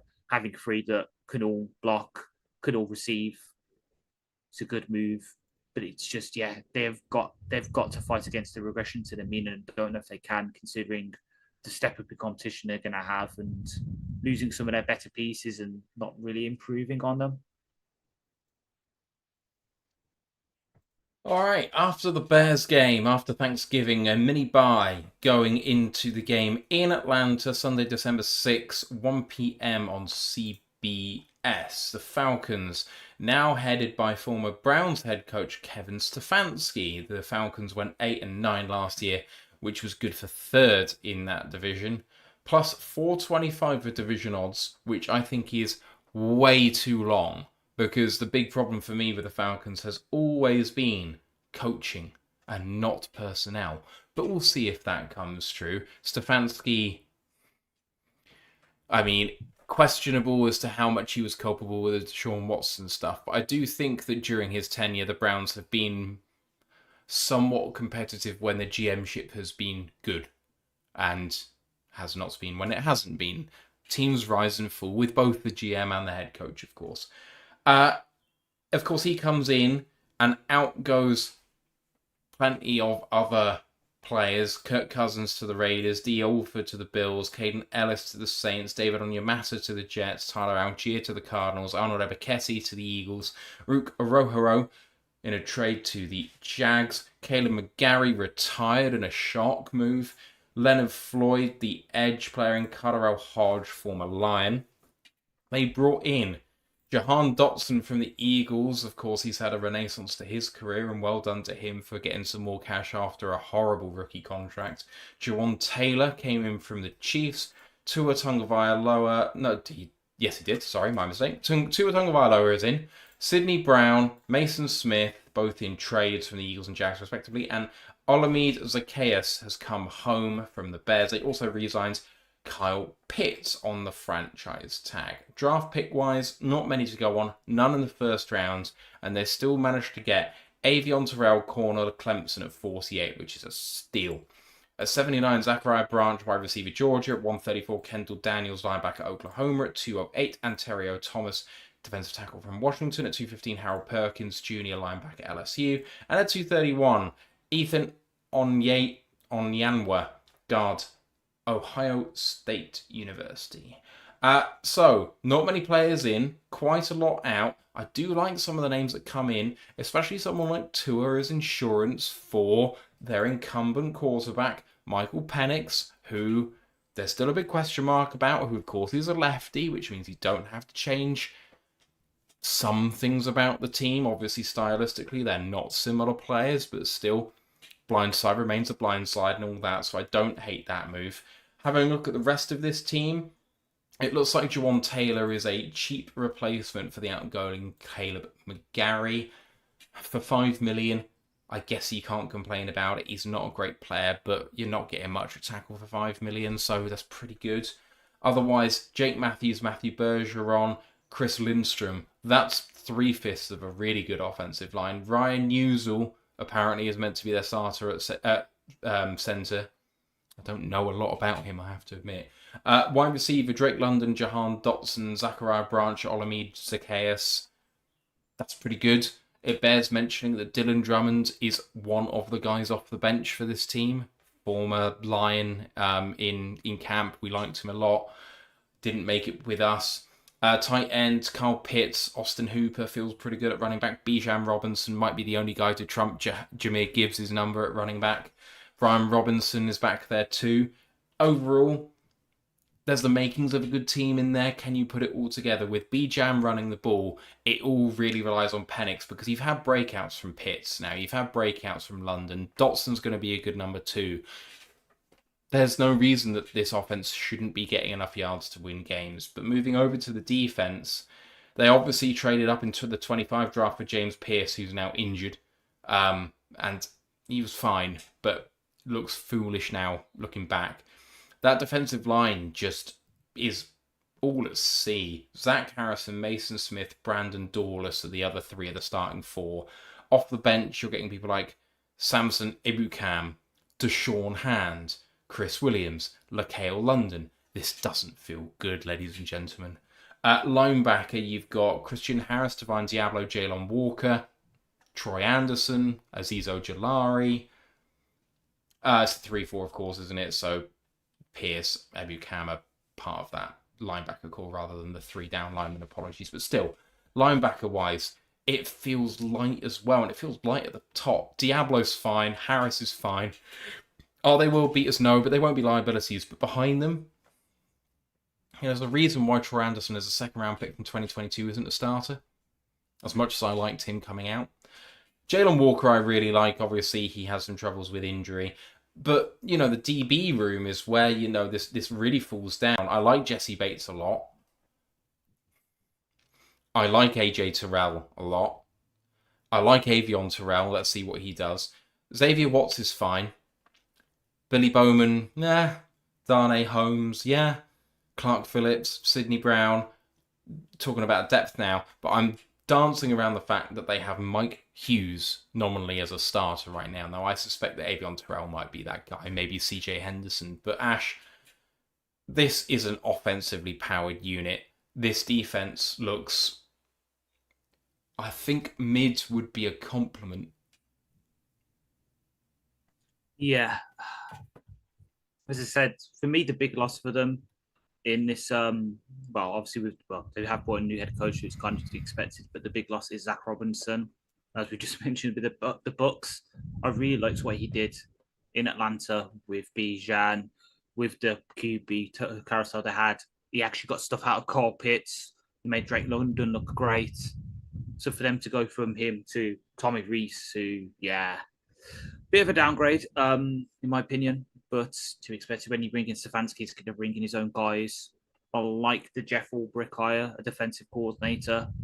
We saw what he kind of did with the Jets last year. He's a bit of the veteran lead in our bench, Jesus. Bit of a veteran lead in there, can hopefully bring a stabilizing presence to James Pierce. But again, have they done much to upgrade? I don't know. Is Tour really going to move the needle for them? Are they really going to do like, okay, right, Penix, you're injured, let's put into it. Oh, to it, you've got a concussion, let's put in Penix. They don't have a QB there, I trust. And can they lean on the B. Robinsons consistently? No, because teams will just shut down on the run, and then you're misusing Cole Pitts that you've just given money to. Drake London's going to be annoyed. You've just signed 2 good receivers in John Dotson, who I know didn't really do well for Washington, but looked okay in Philly. Zacchaeus, who is the second coming of Khalif Raymond, as people might remember, because he was in Washington, went to the Bears last year as their Khalif Raymond, and then now has come here. Branch is the opinion for me, and people can correct me here. I don't know, Matt's not here to temper these hot takes, so I'm firing them all out. The hype around Branch in this draft is what we're going to get out of Kendrick Law. He is a gadgety kind of jet sweep, get him passes behind the line of scrimmage on tunnel screens and that, and see what he can do after the catch. He's not a true receiver. Can they use him well? I don't know. Dylan Drummond I did really like, but his UDFA that we hyped up and then didn't make it here. And when he's their wide receiver 5 right now, a bit shocking. The offensive lines obviously took a downturn with the retirements on there. Like now they've got Jawan Taylor as a starting right tackle who isn't exactly great. Nazeel's Lindstrom's good. I like Lindstrom. I like Bergeron. Jake Matthews is obviously a massive veteran now, so can they rely him to be healthy? It's just, I don't know. It kind of goes back to what we said about the Dolphins earlier, where for me it looks like some of these moves are ones for next year in mind. Because they haven't really done much to upgrade from where they were last year. Like, that's all. The only upgrade they really have is maybe that Stefanski will be a better head coach than the guns they've had the past couple of years. But when they need to get rid of the guy that actually gelled with the person they had on offense, as I said earlier, made London look good, made Bijan Robinson really, really damn good, actually got something out of Cole Pitts when other people couldn't. It's going to be tough. It could work out. They could be a decent team, but for me, Atlanta is not going to be contending for the South right now because I don't see the upside with them, especially the QB position. Tua and an injured Penix are moving for me, and then you're looking at Trevor Siemian. Like, really? You can't find someone better than them? Come on. Thanks for drawing that out while I got some more drink. It's all right. All right. Many thanks to RawBiz for becoming a channel member on YouTube. Appreciate you very much. All right. Time to move on to our next team. And after the Falcons, we then have the Titans in Week 14, Sunday, December 13, at home, 1 p.m. on Fox. Titans obviously have had the first overall pick and then the second overall pick. Fourth overall pick. So this is not a team that's been good for some time, especially since Derek Henry moved on. But maybe this is a team now turning the corner. Robert Saleh comes in after a 3-14 season. Plus 750 to win the division. They only lost a few players. T'Vondre Sweat in a trade to the Jets. Chigakonkwo, tight end to the Commanders. Arden Key to the Colts. Jarius Sneed was let go after a disastrous trade. And Kevin Zeitler retired, I believe. Well, he might still be out there, actually. It's still out there. In terms of players they have brought in to replace them, or Jermaine Johnson was on the other side of that T'Vondre Sweat trade. They brought in Wan'Dale Robinson, 4 years, $70 million from the Giants. What a year he had last year. Also got John Franklin Myers, 3 years, $63 million from the Broncos. Alontae Taylor, corner, 3 years, $58 from the Saints. Cordell Flott, corner from the Giants, 3 years, $45. Cordell Volson, guard from the Bengals, 1 year, $3.2. Austin Schlottman, center, 2 years, $7 from the Giants. And Jordan Elliott, defensive tackle, 2 years, $8 from the 49ers. So, big spenders in free agency, and they also had a good number of picks as well. They had 8, including 2 ones. Carnell Tate at 4, wide receiver, Ohio State, and Kendrick Folk, edge, Auburn at 31. A lot of people thinking that could be a steal at that position. Didn't then have a pick until 60, where they took Anthony Hill Jr., inside linebacker from Texas. At 142, Fernando Carmona, guard, Arkansas. 165, Nicholas Singleton, running back, Penn State. 184, Jackie Marshall, defensive tackle, Baylor. 194, Pat Guggen, center, Indiana. And at 225, Jaron Kanak, tight end, Oklahoma. Looking at this team then, lots of new faces in a lot of the starting positions. You would hope so, given where they've been and what they've done this offseason. Cam Ward comes back. They also brought in Mitchell Trubisky to be number 2, who's maybe one of the better number 2s in the league, as much as I still hate him. At running back, Tony Pollard, Ty J. Spears, Nicholas Singleton, Michael Carter feels like a room of names. I mean, Pollard was rumoured to potentially be dealt before the draft. It didn't happen. Spears has had his injury issues, but so Singleton. But, man, they're dynamic when they want to be, all 3 of those guys. A wide receiver, they've got Carnell Tate now and Wan'Dale Robinson to add to Calvin Ridley. And then off the bench, they've got last year's leading yards man for them in Alec Ayomanor, as well as Chimeri Dike, Xavier Restrepo. They've got some depth back there at tight end. Gunnar Helm, Daniel Bellinger, Kylan Granson, as well as the draft pick Jaron Kanak. Not the best tight end room in the world, but if this is going to be a running team, I quite like it. And then on the offensive line, how good is Dan Moore? I still don't know the answer to that question, and it's been a long time he's been in the league now. But Dan Moore's at left tackle. Peter Skoronski is certainly a very, very good player. Schlottman comes in at centre, and Coogan's going to push him for his spot. Cordell Volson comes in on a small deal, but I think he's better than advertised. And then J.C. Latham at right tackle. There's rumours he could be kicked inside at some point. I don't see it. I think he'll end up being a good right tackle. There's almost no depth beyond centre at the offensive line, so they better hope they get no injuries. That's where this is going to rise and fall for me, because I think everything else is there for Cam Ward to perform. So can Cam Ward perform? It's a big question. On the defence, they've spent a lot of money here. Base 4-3. They brought Jermaine Johnson in a trade. John Franklin Myers is Robert Saleh's guy, and he knows how to use him very, very well. Jeffrey Simmons is obviously fantastic. They've then got Keldrick Folk off the edge. Oluwafemi Oladejo was a second-round pick last year. Solomon Thomas also came in. We know how much Saleh loves Solomon Thomas. And then linebacker Anthony Hill's going to start, second-round pick this year. Got Cedric Gray, Mohamed Diabate, Cody Barton. It's not the worst linebacker room in the world by any stretch of the imagination. And then in the DB room, Armani Hooker's good, Kevin Winston's good, Alonte Taylor and Cordell Flott, they spent a huge amount of money between them. They brought in Josh Williams from KC. Marcus Harris is in there at the nickel. Eric Hallett from Detroit is in that room. Ash, it feels like after being poor for a few years, the building blocks really have been laid as a springboard, and really the range of outcomes for this team is as wide as you can possibly be, because you say, that's another 3-win team. Okay, I can see it. New head coach, takes a while to gel, lots of new players, don't really play as a team. Equally, if they hit, this team could be contending in that division. Like, it's not a good division. You know, Houston are obviously going to be the big players, but how good is their quarterback? And, you know, if you could tell me that Wan'Dale Robinson goes for another 1,000 yards, Carnell Tate goes for 1,000 yards, and Calvin Ridley goes for 1,000 yards, somehow that can't all happen. But it doesn't seem insane either. Running back wise, they're dynamic. And then on defense, I mean, it's a transformation. Yeah, there's two things really holding back the offense for me. One is the upside of offensive line. Like, there's one piece there that I'm like, yeah, you're good, and that's Skoronski. Like, Latham's okay, but as it seems with most Alabama tackles, he's not exactly great. Dan Moore, overpaid as fuck.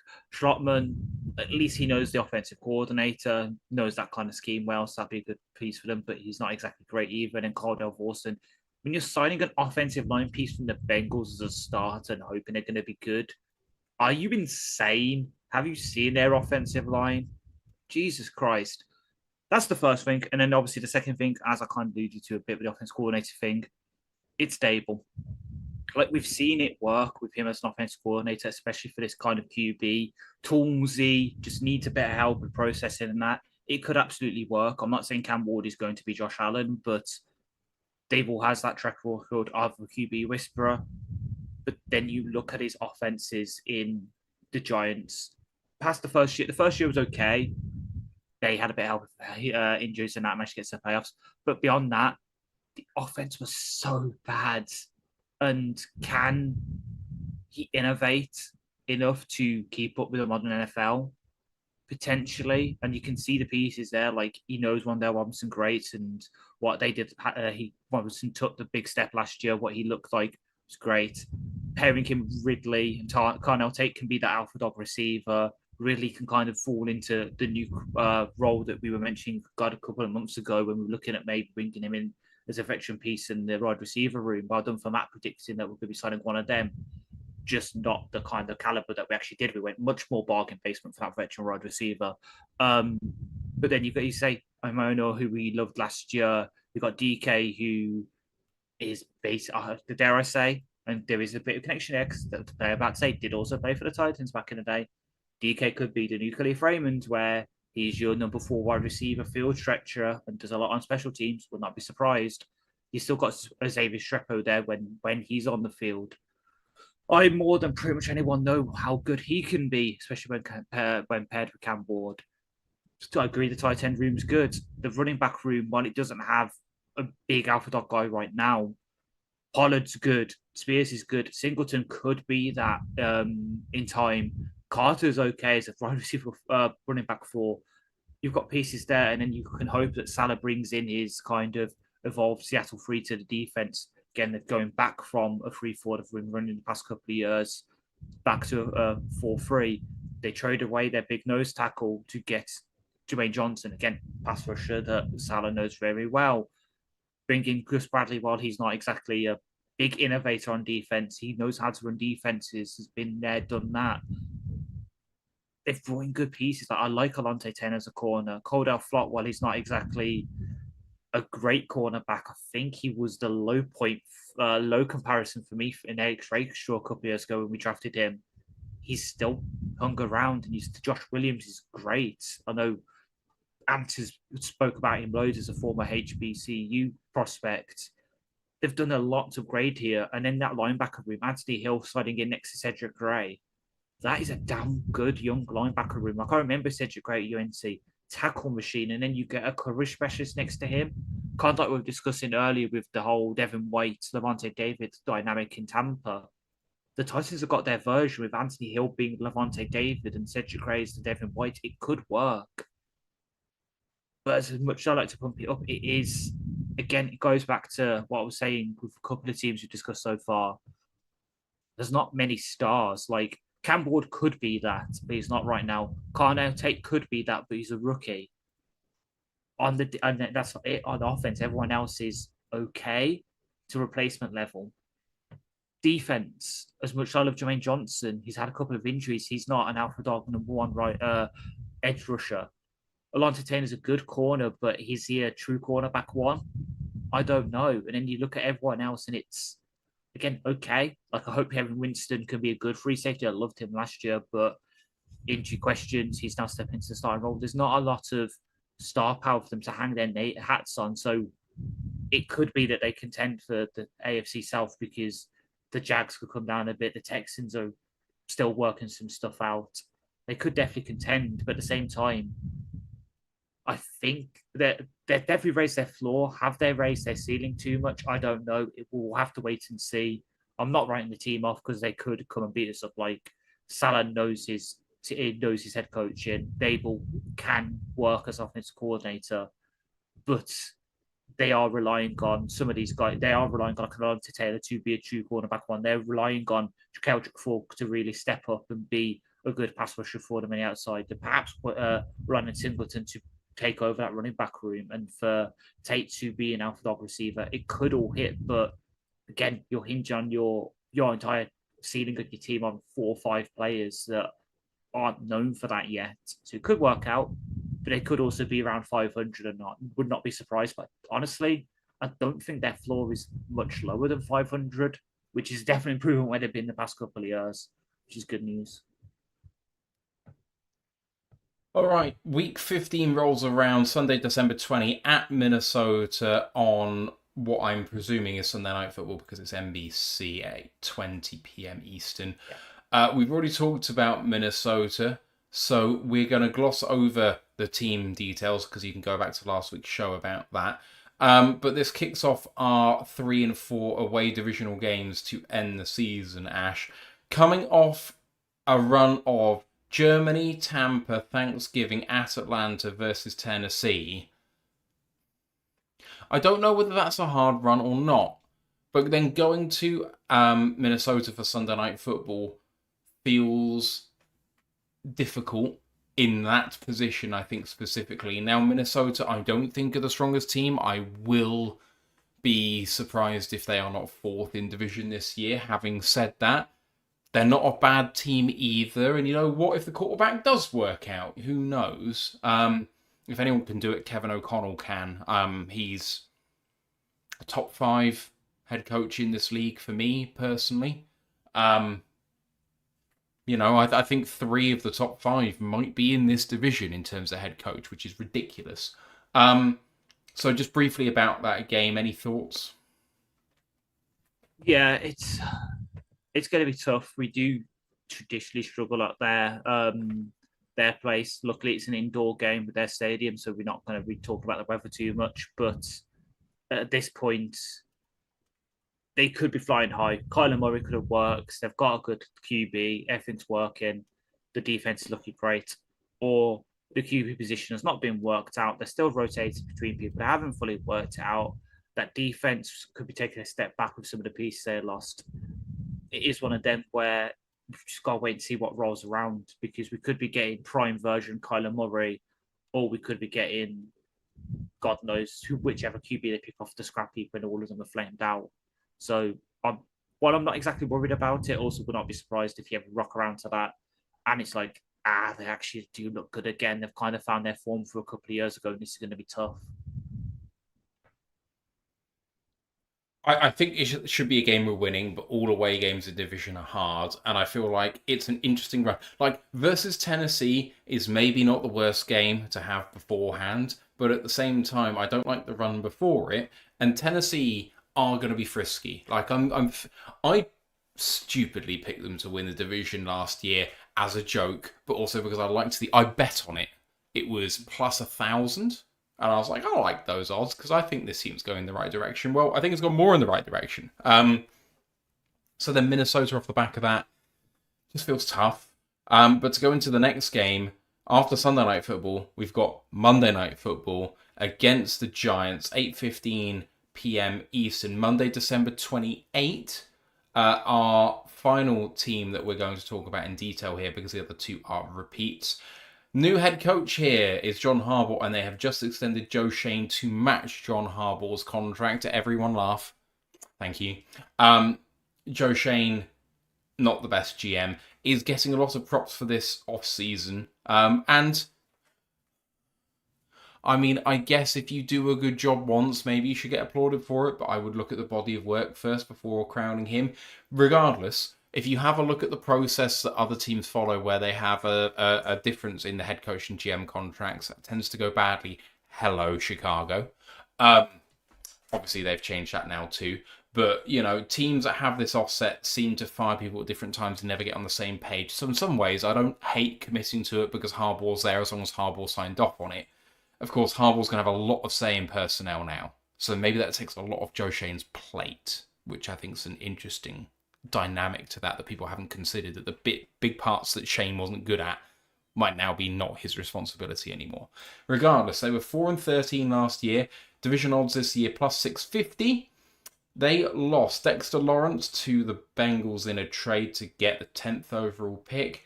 Wan'Dale Robinson left for the Titans, as did Cordell Flott and Daniel Bellinger. Call them the New York Titans. Russell Wilson also departed, as did Bobby Okereke.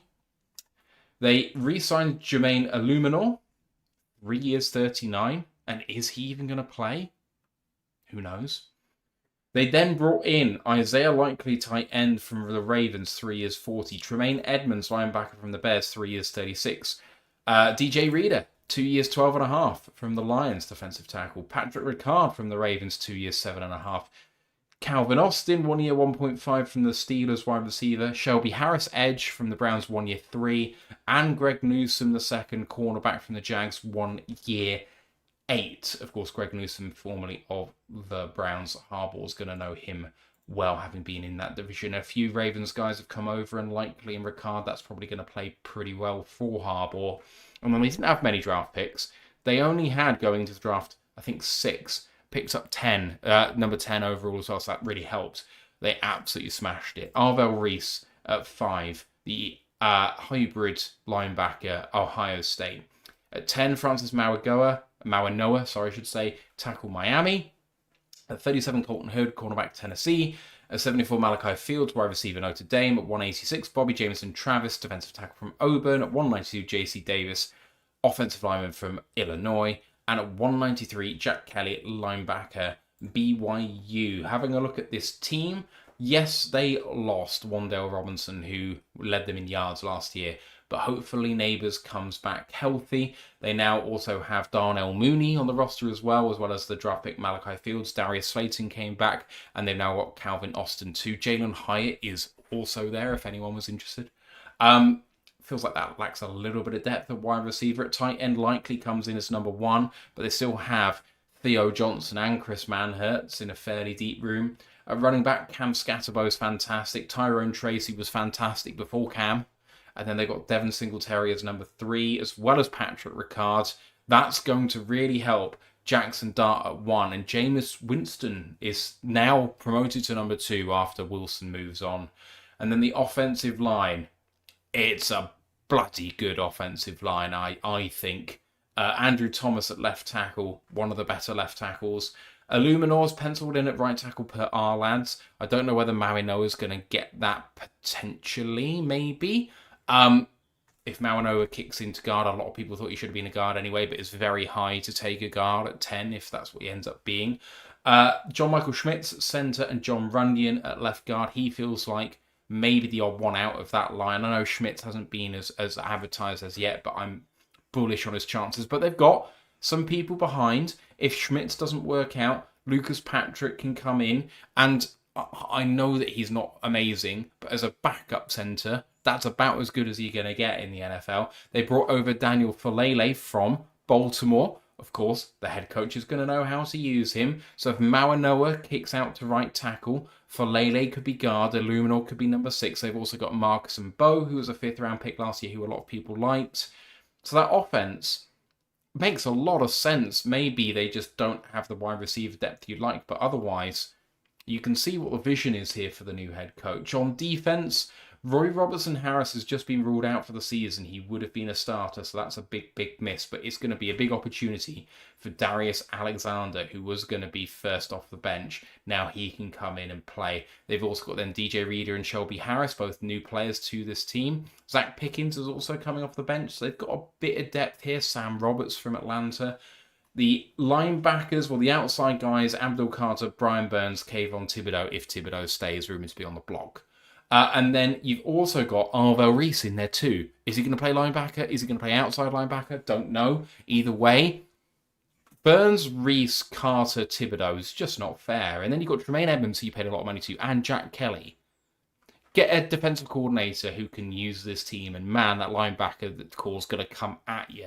They've also got Micah McFadden in there as well, and Zaire Barnes. So they run deep. Khalid Kareem as well, who apparently is second off the bench behind Brian Burns, who I don't know. But anyway. Used to be Atlanta. He's run stopping edge. Fair. Basically. DBs wise, Paulson Adebo, Greg Newsome, Drew Phillips, Javon Holland, Tyler Nubin as starters. Behind them, Deontay Banks, first round pick in 23. Colton Hood, second round pick this year. Ardarius Washington, who I love. Elijah Campbell, Jason Pinnock.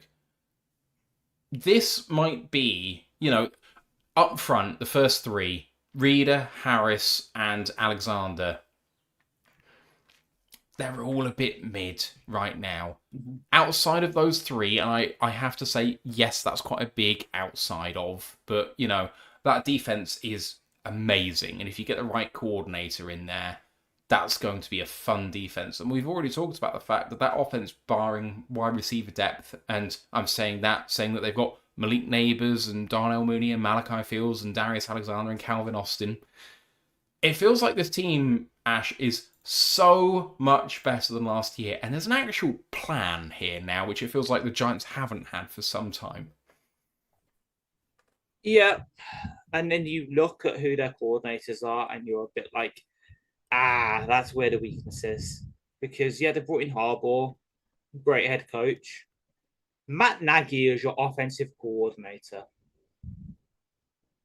Yeah, that's definitely a coordinator hire, shall we say.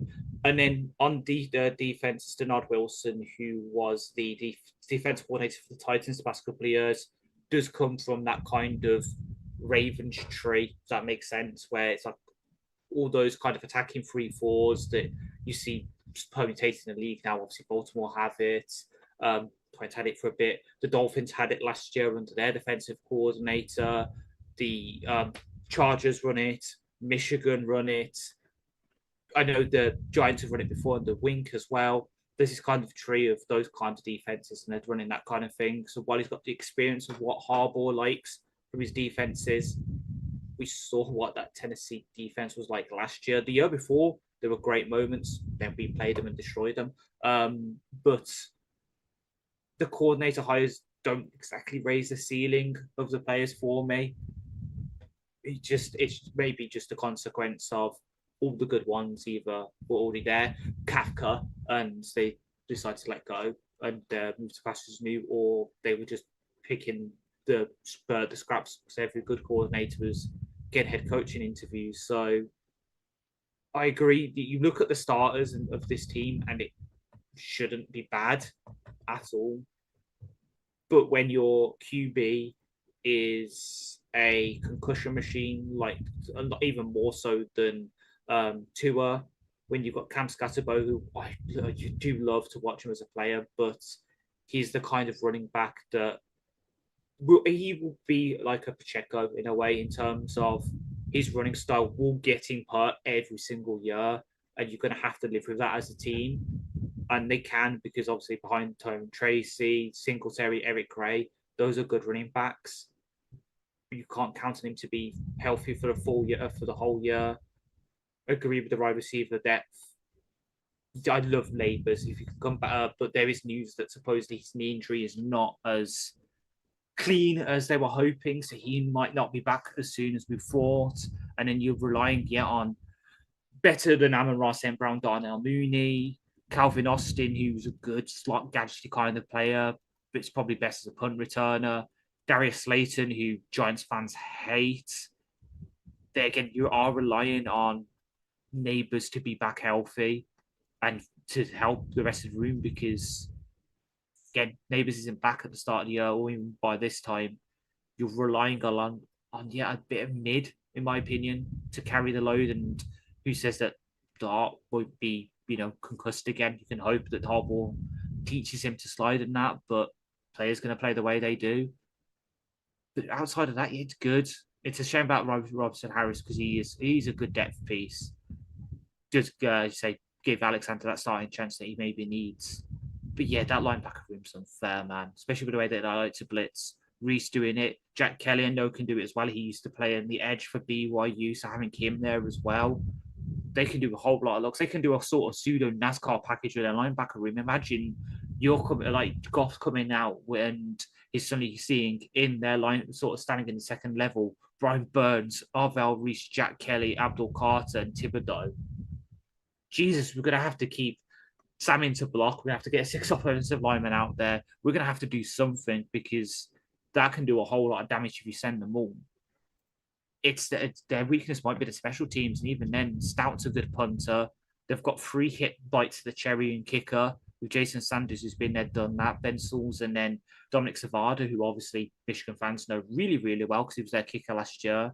They're trying 2 long snappers as well. They're trying everything they can to find the best players, and it could all turn out well. We could be coming against a Giant team to shit. This is going to be a really hard game, especially with it being around the Christmas period as well. Monday the 28th. Some players going to still be a bit too full from their roast dinner on Christmas Day. A bit too much eggnog in them, though. As a certain team showed yesterday, sometimes playing hungover is not a bad thing. But at the same time, if the coordinator hires are as mid as I'm seeing them to be, if Dart's injured, if Scatterbow's injured, if some of the sort of pass rushing linebackers are injured, it could all fall apart. So again, I don't want to write them off. For me, it is going to be a tough game. But if injuries mount up like they did for us, this could all fall apart for them. It's going to be an up and down team. I guess we're facing them in week 16. My fear is they get healthier, not less healthy. Yeah. I think the thing that gives me confidence about this team is that Harbaugh's been through this with Lamar for a rushing quarterback who might put himself in danger, and Lamar became a much better passer under his tutelage. Obviously, he's a head coach and not an offensive coordinator, but he's overseen that transition. Yeah. And Lamar rushes when he needs to, and he is a weapon when he needs to be, but he's far more selective about when he does it. And is more impactful in the run game than I would say Josh Allen is, even though Allen's a fundamental part of what he does, but Lamar's is more considered. And so it gives me confidence that Dart can complete this transition, but Harbaugh is going to drum it into him that winning's the most important thing, and if he's not on the field, that's his fault. Yeah, 100%. And yeah, the Lamar point's a good one. Damn, they should have got their old OC they had in Baltimore, because the one they got from Todd Monken. Monken went to the Brown City. That's why I couldn't. Shit. Okay, forget what I was about to say. Because I was about to say that Monken was the true one for me. So maybe if they could have got him then and remembered he went to the Browns, of course he did. God's sake, poor Dart. Right, 2 more games on here, but we're not profiling the teams because we did it last week. First up, week 17, Sunday, January 3, at Chicago, 4:25 on Fox, Ash. I mean, who knows where the division is going to be at this point? It could be totally up in the air. Any of the teams listed could have won it by now. It wouldn't surprise me at all. Go at Chicago, then at Green Bay to finish in week 18. Time, date, TBD. at this point because we don't know who's going to be competing for what. But just a short word on those two games and, the finish in general. It's tough. Those are, I'd argue, are two of our hardest away games of the schedule, right next to each other, right at the end of the season, where they could really count. Like, I would not be surprised if we're going into either and or both of them with divisional playoff seedings, those kind of things, all in question here. These are games that we will probably not be able to take lightly. As much as I would love to say, oh yeah, we have the division sewn up by now, maybe we can rest a couple of the starters.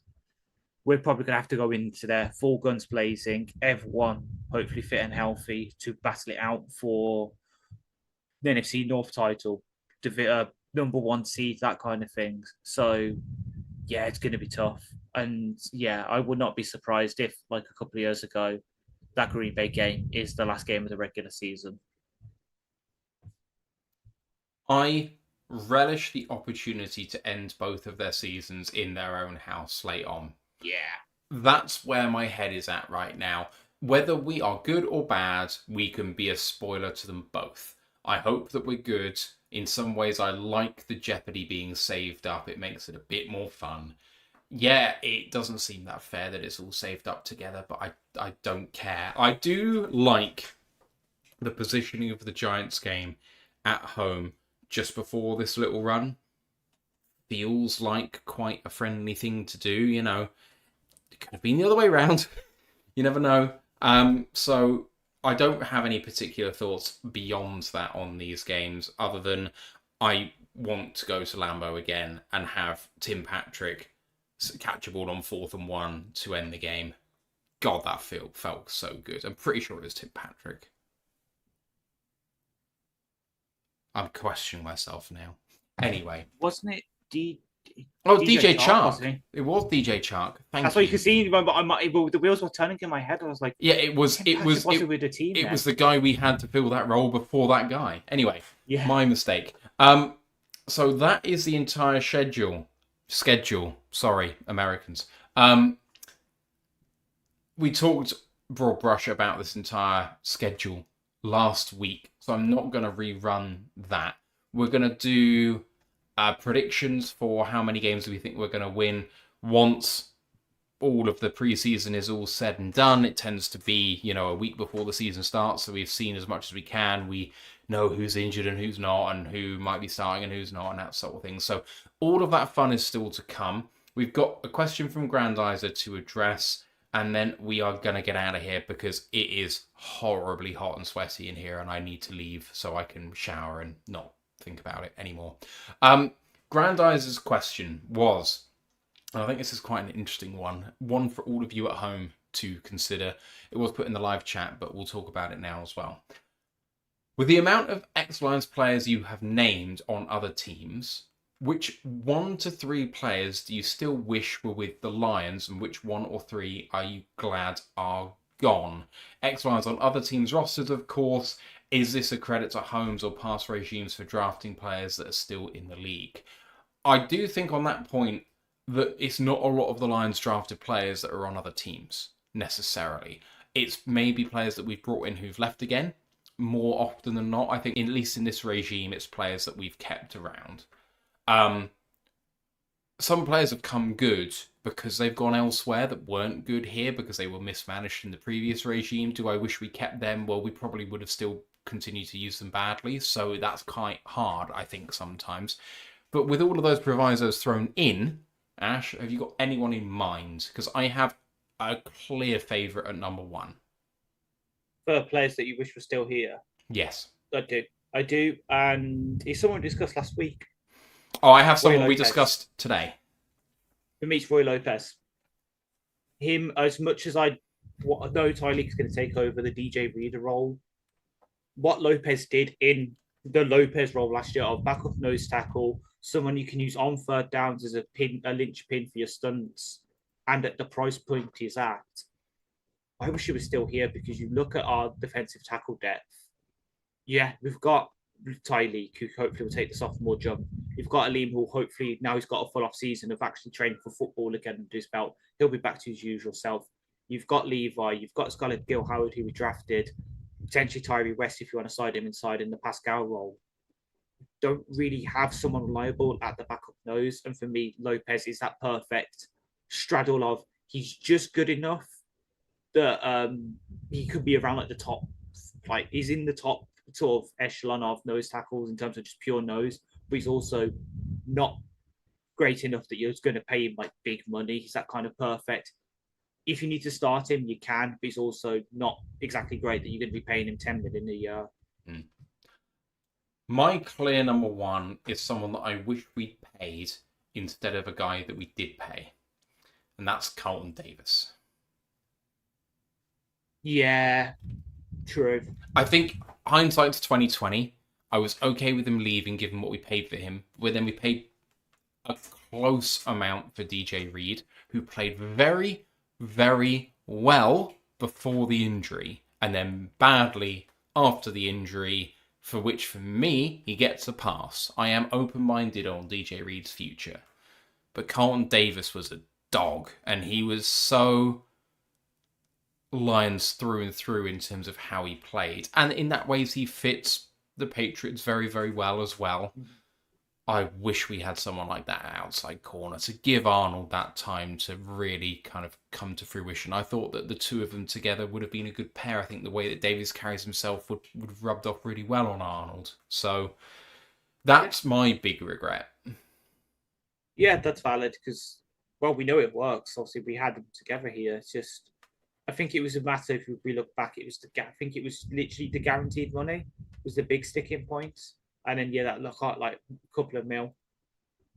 It is the difference. And yeah, hopefully we can bounce back. But luckily, as I think Riz outlined, I want to say it was 2 days ago, the day of the DLP, if Reed's not great this season, we've got the out in his contract and then we can look elsewhere. But it's every off season, is it? We're saying, have we finally fixed the cornerback position? Have we finally fixed the cornerback position? It would have been a bit easier if we kept Davis around. Kevin Zeitler is up there. The problem with that is he had no interest in coming back. And Rat is right. Zeitler, they've played right guard, got Ratledge there. It's kind of redundancy. I think who else? I'm going through players we've let go in free agency, and no one really stands out. I mean, the only other one that kind of stands out, but we know it was happening for a while, and it's the price on that. If we could have worked something out to keep Anzo around. But we all knew that was a divorce that was coming way sooner. Same with the Meek, we know we're probably going to get priced out of him. He would have been nice to be like the first man off the bench at corner, but we kind of placed him with Abney.